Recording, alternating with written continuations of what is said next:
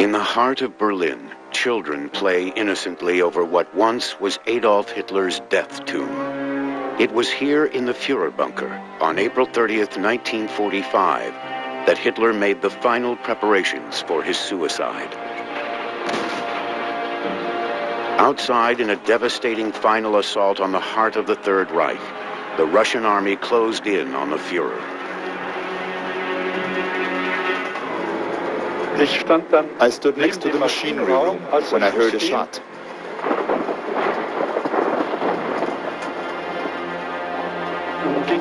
Then everything happened very quickly. I ran away out of fear, but I immediately came back down from the upper bunker. Just then, they were wrapping Hitler in blankets. Hitler's death brought to an end his dream of a 1,000-year Reich. It lasted only 12 years, but changed the world. The Führer was defeated by the Allies, and by a man once his partner, then his nemesis, a man who shared many of the same characteristics, Joseph Stalin. Stalin would continue his rule for 8 more years, until March 5th, 1953, when he died of a cerebral hemorrhage. Different endings to lives that were remarkably similar: deprived childhoods, violent fathers, adoring mothers, problems with women, and paranoia. They were both mass murderers. Hitler was responsible for nearly 10 million deaths in the Holocaust, 6 million Jews, and hundreds of thousands of gypsies and homosexuals. Hitler was very compulsive, phobic, and paranoid, both in considering himself to be the object of persecution and attempts to kill him, and in the positive sense of believing that he had a sacred mission to save Germany and save the world. Stalin murdered more than 20 million of his own people, political opponents, and innocent victims, who Stalin considered a threat. In an ordinary context, I think he would be judged mentally ill. I think he would be judged paranoid, although I don't think he suffered from a full-blown paranoid schizophrenia. How do you measure and explain such monstrous evil? Stalin soon caught Lenin's eye as an effective and ruthless revolutionary. During the Russian Revolution in October 1917, Stalin wasn't a major figure, but he was ambitious and determined to rise to the top of the Communist Party. Stalin had defined himself as a revolutionary and knew exactly what he wanted in life. Hitler, on the other hand, was still searching for himself, and in 1907 moved to Vienna to pursue a career in art.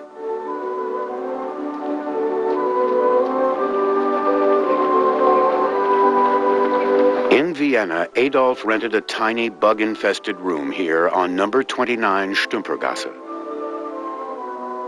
Living on a small inheritance controlled by his mother, he pursued his dream of entering the Academy of Fine Arts. But his dream was shattered when his mother, Clara, died 4 days before Christmas, after a long and painful struggle with breast cancer. Because of the extreme closeness between Hitler and his mother, he became non-functional. He was devastated by her death. After his mother's death, to support himself, Adolf sold his paintings on the street. It is interesting that he only painted landscapes, never people.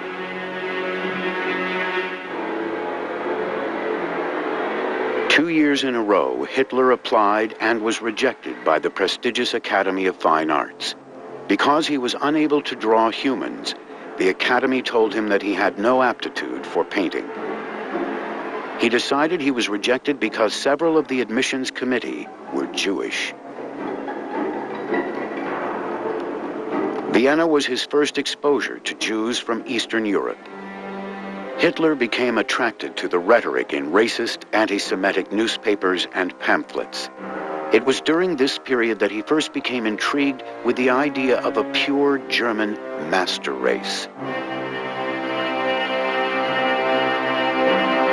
After his rejection by the Academy and the death of his mother, Hitler was miserable in Vienna, lonely and poor, lacking direction.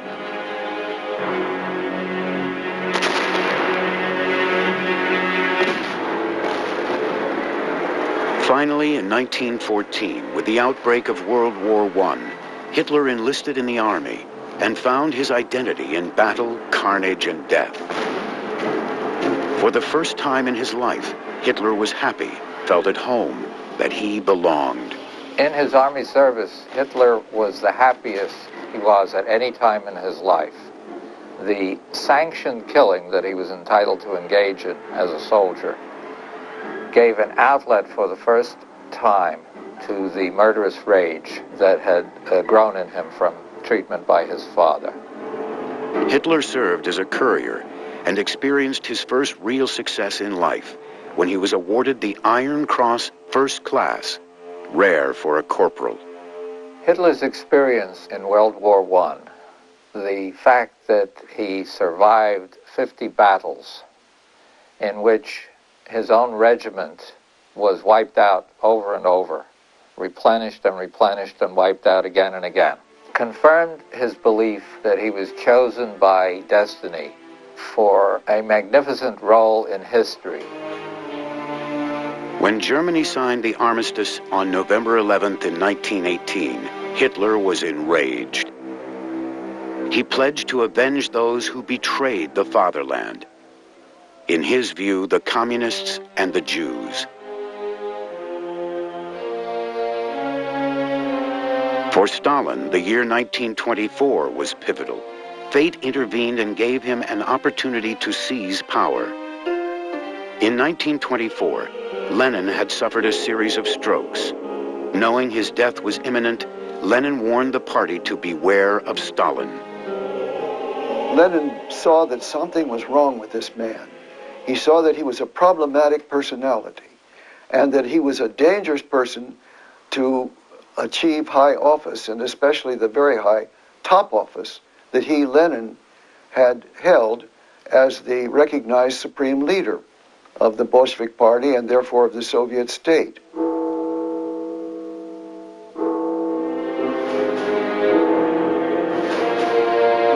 But it was too late.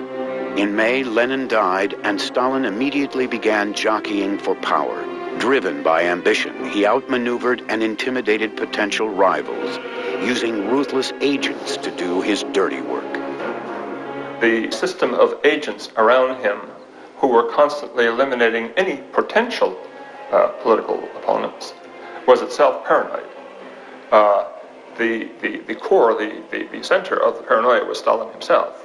But he managed to recruit people who thought like him, people who saw enemies everywhere.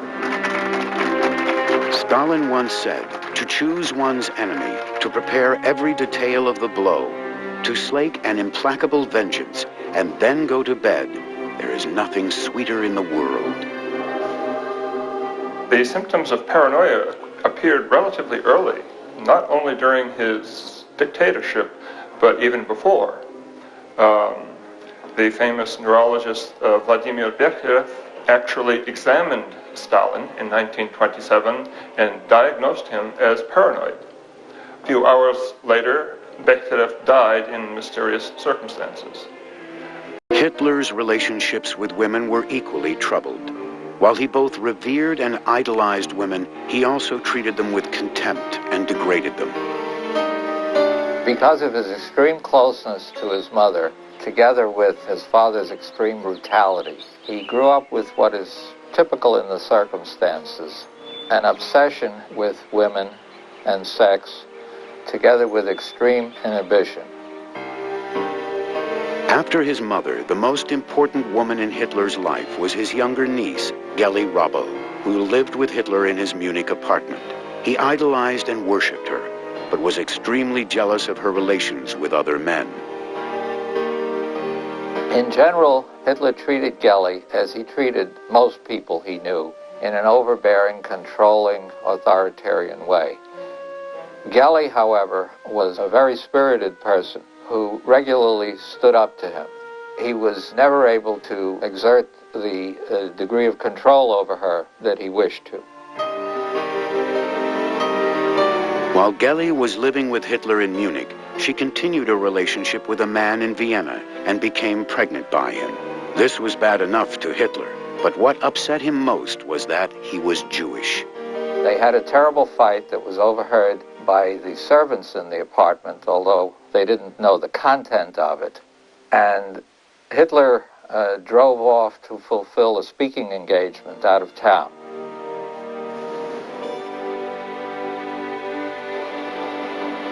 The next morning, Gelly was found dead in Hitler's Munich apartment, victim of a gunshot wound to the chest.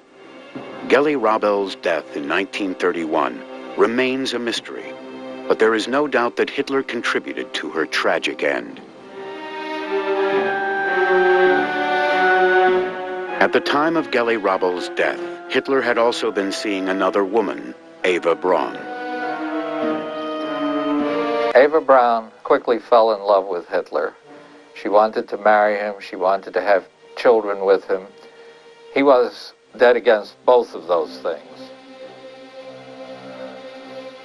Hitler considered Eva the ideal German woman.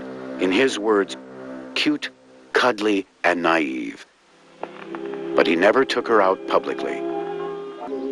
Hitler kept his distance from Eva and never displayed any affection toward her, or any woman for that matter. He had said over and over again, "I am married to Germany." Hitler thought of the German people as children who had to be controlled by a strict father, their Führer. He believed it was his destiny to fulfill that role, but first he had to seize power. That would be his next step.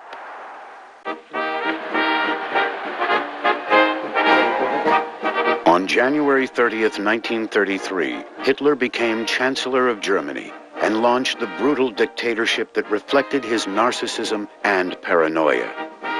He immediately created a police state and used his dreaded secret police, the SS and Gestapo. To strengthen his grip on the Nazi Party, Hitler eliminated his political rivals and so-called enemies of the state. Whoever knew how to read, and whoever had read Mein Kampf, should have known where it would lead. National Socialism excluded all those who thought differently, locked them up, exploited them, and even murdered them in masses, simply because they did not want to succumb to the system. Einfach weil sie nicht dem System sich unterwerfen wollten.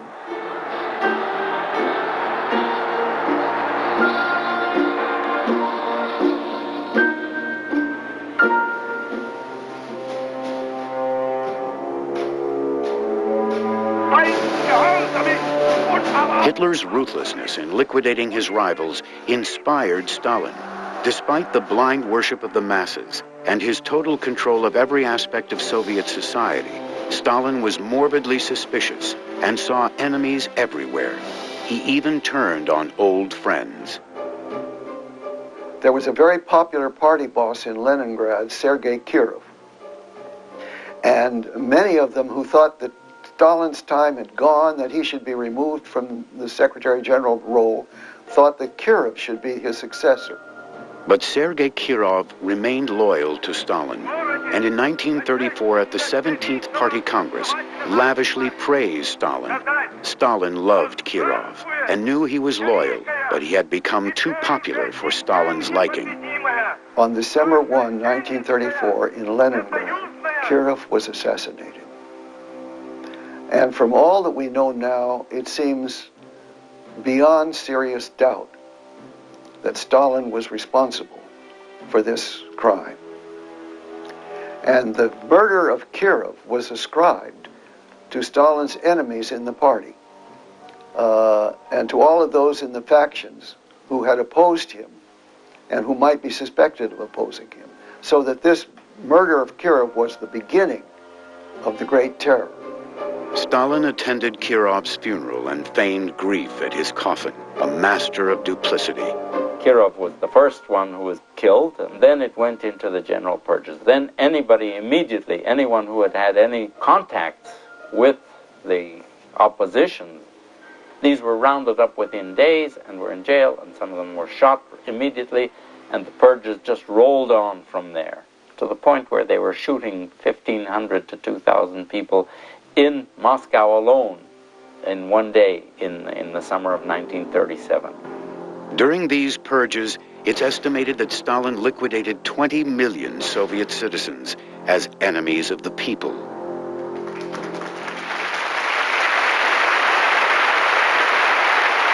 Members of his own governing group, the Politburo, were so afraid of him that no one dared to be the first to stop clapping for Stalin. The clapping would go on for so long that finally bells were used to call for an end to the applause.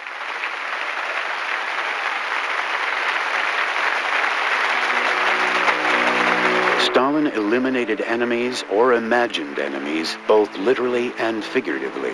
Take, for example, Trotsky. There is the famous photograph of Lenin giving a speech, Trotsky standing over on the other side of the platform. Later on, Trotsky disappears. Stalin arranged for Trotsky to disappear both in that photograph and later on in real life when he had him assassinated. Anyone liquidated by Stalin's regime was, on his orders, removed from historical records forever, and their photos destroyed. Not even posters were exempt. The finest of artists in the Soviet Union spent long hours retouching photos, erasing images of those who had vanished.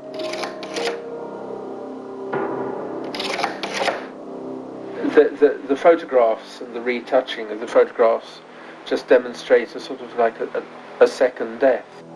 For 30 years, photo historian David King has assembled the world's largest collection of photographs, posters, and paintings from the Soviet era, and documented Stalin's treachery. What you're really seeing is a second death.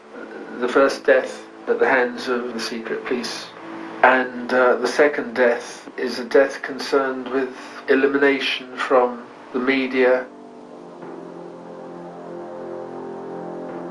This second death was just as powerful and final as the first, because normally one has remembrance of people who have died, and with this it was the idea was to eliminate that they had ever existed in the first place.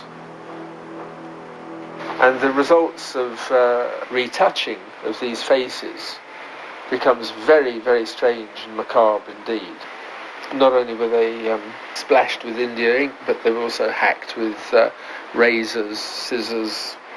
The more aggressive the retouching, I think probably contributed to the fact that you would be considered to be a better Stalinist.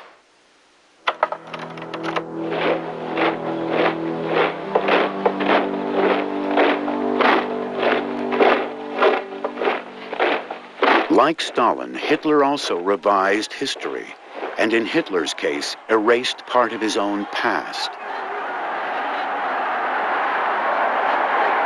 On March 11th, 1938, enthusiastic crowds greeted the Führer as he annexed Austria and made it part of the Third Reich. But Hitler had another very personal agenda. Once Austria belonged to Hitler, he took steps to eradicate any suspicion of his Jewish past. One thing Hitler, from the very beginning, sought to do was to cover up the evidence of his past. And so, by doing so, he caused a lot of rumors and myths to be projected upon the blank space of the past that he tried to erase. Like Stalin erasing photographs, Hitler eradicated the Austrian village of Dollersheim and a dark secret that haunted him for years. The birth registry of Dollersheim held the birth certificate of his father, who Hitler suspected was the illegitimate son of a Jew. Hitler used the village as an artillery range. Round after round of artillery fire crashed into the village, demolishing its buildings and making the graves in the cemetery unrecognizable.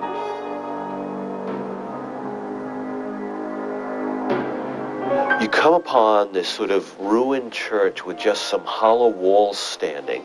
And it seemed to me in some way a metaphor for the ruin of the absence, the vacancy of the historical record on Hitler's past. By obliterating the town, Hitler erased suspicion of his own Jewish blood. Like Stalin, Hitler believed he was surrounded by enemies trying to betray him, and that he needed to strike first. Hitler grew up with the idea from his experience in his own family that it was probably necessary to kill if one did not want to be killed. He generalized this and divided people into predators and victims, and chose very deliberately to be a predator. The predator's next victims would be Jews. Hitler's obsession and secret plan would be to liquidate all the Jews of Germany, Europe, and the Soviet Union under the cover of war.